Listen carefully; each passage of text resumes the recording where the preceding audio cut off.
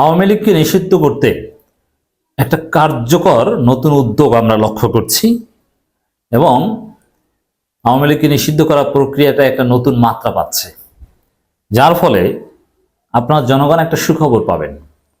আওয়ামী লীগ যদি নিষিদ্ধ হয় তাহলে আপনারা যে খুশি হবেন এটা আমরা জানি, আমরা খুশি হব, আমরা জনগণ খুশি হব।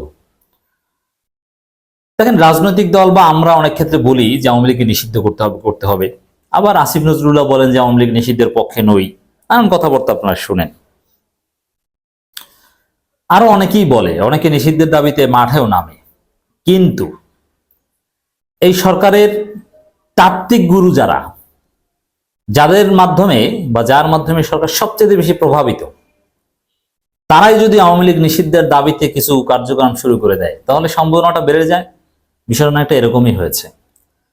এই সরকারের তাত্ত্বিক গুরুকে জানেন? এর উত্তর হচ্ছে ফরহাদ মাজার। এই সরকারটা চালায় আসলে তিনজন লোক: ডক্টর ইউনুস, চারজন, আসিফ মাহমুদ, নাহিদ এবং ডক্টর ইউনুসের বিশেষ করে মাহফুজ আলম। এই চারজনের প্রভাব সবচেয়ে বেশি এবং এই চারজনেই ফরহাদ মাজার প্রভাবিত, ফরহাদ মাজারের শিষ্য। এবং ফরহাদ মাজারের স্ত্রী তো আছেন এই সরকারের উপদেষ্টায়, এবং আরো উপদেষ্টারাও ফরহাদ মাজারের মাধ্যমে মারাত্মক প্রভাবিত। ফরহাদ মাজার নিজে কিন্তু উপদেষ্টা হতে পারতেন, কিন্তু হননি। শিক্ষার্থীদের এই যারা বিপ্লব ঘটিয়েছে, সমন্বয়কদের গুরু অনেকের, কিন্তু তিনি সরকারে যাবেন না। তার সিদ্ধান্ত হলে তিনি উপদেষ্টা হবেন, বিষয়টা এরকম নয়। তিনি উপদেষ্টাদের উপদেষ্টা হয়ে থাকবেন।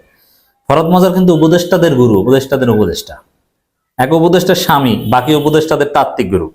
এই জন্য বলা যায় এই সরকারেরই তাত্ত্বিক গুরু হচ্ছে ফরহাদ মাজার। এই জন্য দেখবেন যে আমি আপনি ফরহাদ মাজারকে পছন্দ নাও করতে পারি, লালনবাদী ইসলাম বা নানান কিছু বলতে পারি, কিন্তু দিন শেষে ফরহাদ মাজারদের যে প্রভাব এই সরকারে অকল্পনীয়। ফরহাদ মাজাররা যা বলবেন সেটা হবে না, এই কল্পনা আপনারা তেমন করবেন না। ইসলামপন্থীরা কিছু কিছু জায়গায় ফরহাদ মাজারের বিরোধিতা করা মাঠে নেমেছে, লাভ নেই, দিন শেষে তারটাই হবে। কারণ তিনি এই সরকারের তাত্ত্বিক হতে পেরেছেন, গুরু হতে পেরেছেন, আপনারা তো পারেননি। ফরহাদ মাজার একটা বক্তব্য, অবিলম্বে আওয়ামী লীগ নিষিদ্ধ করা দরকার। নিষিদ্ধ করা দরকার, এই যে কথাটা বলছেন, এই মতামত দিচ্ছেন, এটাকে একটা উদ্যোগ বলা যায়। এটাই নতুন মাত্রা। ফরহাদ মাজার বলেছেন মানে আপনারা নিশ্চিত থাকেন যে আওয়ামী লীগ নিষিদ্ধ হবে। আবার উপদেষ্টা নাহিদও বলেছে যে আওয়ামী লীগ নিষিদ্ধ হবে।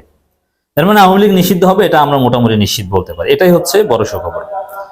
কবি ও চিন্তক ফরহাদ মাজার আওয়ামী লীগকে নিষিদ্ধ করা নিয়ে সোশ্যাল মিডিয়া, ফেসবুকে একটা স্ট্যাটাস দিয়েছেন।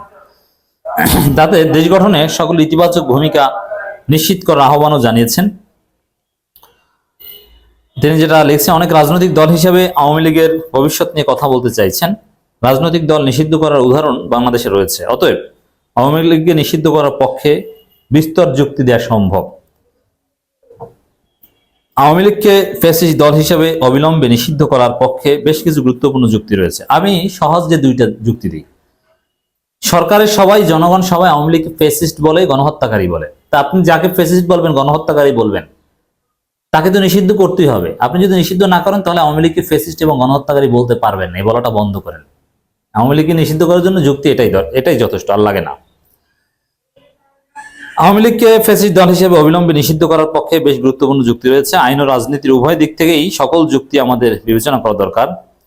সেক্ষেত্রে ইউরোপে ফ্যাসিস্ট দলগুলোকে নিষিদ্ধ করার উদাহরণ এবং ইউরোপের অভিজ্ঞতার আলোকে যেমন বিষয়টি আমাদের বিশ্লেষণ করা উচিত, তেমনি স্বাধীনতার পর থেকে আওয়ামী লীগের ভূমিকা আমাদের অবশ্যই কঠোরভাবে বিচার করে দেখতে হবে। তবে মনে রাখা দরকার, আওয়ামী লীগ একাই শুধু ফ্যাসিস্ট নয়। বাংলাদেশের সামাজিক ও রাজনৈতিক বাস্তবতায় সেকুলার ও ধর্মীয় নানান ফ্যাসিস্ট প্রবণতা রয়েছে। এদের মোকাবেলা করা খুবই গুরুত্বপূর্ণ কাজ। রাইট, আমি একমত। হুজুরদের মধ্যে প্রচুর ফ্যাসিস্ট আচরণ, মানে এক গ্রুপ আর এক গ্রুপকে সহ্যই করতে পারে না। ফ্যাসিস্ট যা বলবে সেটাই। আপনি ভিন্ন মতকে হুজুরে সহ্যই করে না। দেওবন্দীরা নন দেওবন্দীকে দেখতেই পারে না। আহলে হাদিস বা সালাফিরা নন সালাফিরা তাদের কাছে ভালো মুসলমানই নয়, গ্রহণযোগ্যই নয়।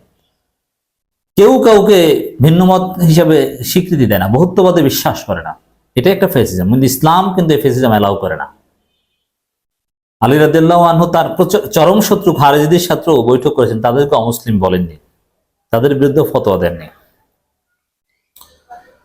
ফরহাদ মাজার গুরুত্বপূর্ণ আলাপ তুলেছেন। ফ্যাসিস্ট প্রবণতা ধর্মীয় আবরণও কিন্তু রয়েছে।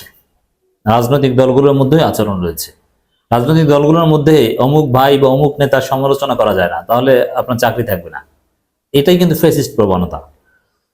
এই আলোচনা আমাদের অনেক আগে থেকেই শুরু করা উচিত ছিল, কিন্তু উপদেষ্টা সরকারের আওয়ামী প্রীতি ও দুর্বলতা গভীর সন্দেহ তৈরি করেছে যে আসলে আওয়ামী লীগ ফ্যাসিস্ট শক্তি টিকিয়ে রাখা ও পুনর্বাসন করা তাদের প্রধান কাজ হয়ে উঠেছে।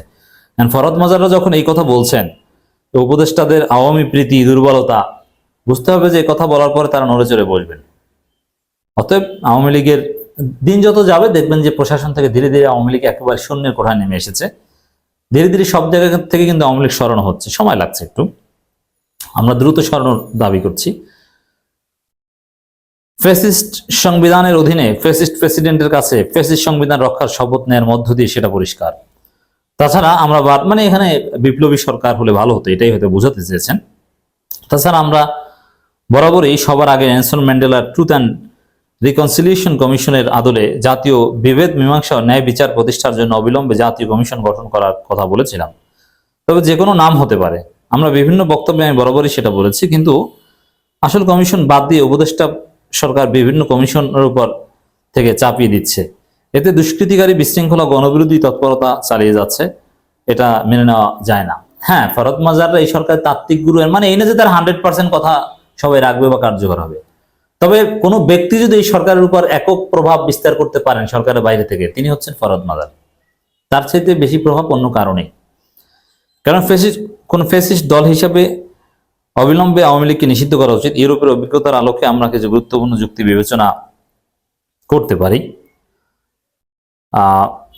ফ্যাসিস্ট দলগুলোর একটি মৌলিক বৈশিষ্ট্য হলো গণতান্ত্রিক প্রতিষ্ঠানগুলোকে ধ্বংস করে একনায়ক ফ্যাসিস্ট শাসন প্রতিষ্ঠা করা।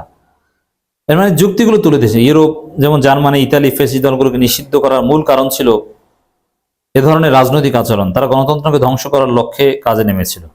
অতএব গণতন্ত্রের স্বার্থে এই আওয়ামী লীগকে নিষিদ্ধ করতে হবে, এটা বোঝাতে চেয়েছেন। গণতন্ত্র কায়েম করতে হলে আওয়ামী লীগকে নিষিদ্ধ করতে হবে।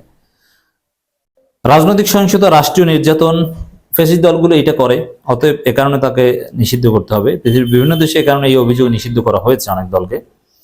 জাতিগত ধর্মীয় বৈষম্যকে উস্কে দেয়া, আওয়ামী লীগ সংখ্যালঘুদের দিয়ে রাজনীতি করেছে, আন্তর্জাতিক আইন ও মানবাধিকার, এই যুক্তিতে আওয়ামী লীগ নিষিদ্ধ হওয়ার যোগ্য। মানে সবগুলো যুক্তি ফরহাদ মাজার দিয়েছেন, যে যার উপর ভিত্তি করে আওয়ামী লীগকে আইনগতভাবে, রাজনৈতিকভাবে, গণতান্ত্রিক মূল্যবোধের দিক থেকে, সব দিক থেকে নিষিদ্ধ করা উচিত।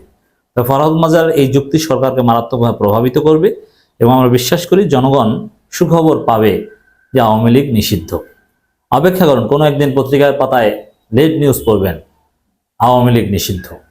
এবং দর্শক, আপনাদের অবগতির জন্য জানাচ্ছি, আওয়ামী লীগকে নিশ্চিত করতে যা করা দরকার আমরা সেটা করব।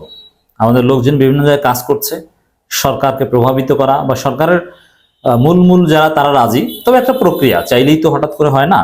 এখন বিচারের মাধ্যমে নিষিদ্ধ করা হবে না এক্সিকিউটিভ অর্ডার, সন্ত্রাস বিরোধী আইন, এগুলো নিয়ে বিস্তর কথাবার্তা আছে। তবে আওয়ামী লীগকে নিষিদ্ধ করা হবে, এটা মোটামুটি নিশ্চিত আপনার ধরে নিতে পারেন।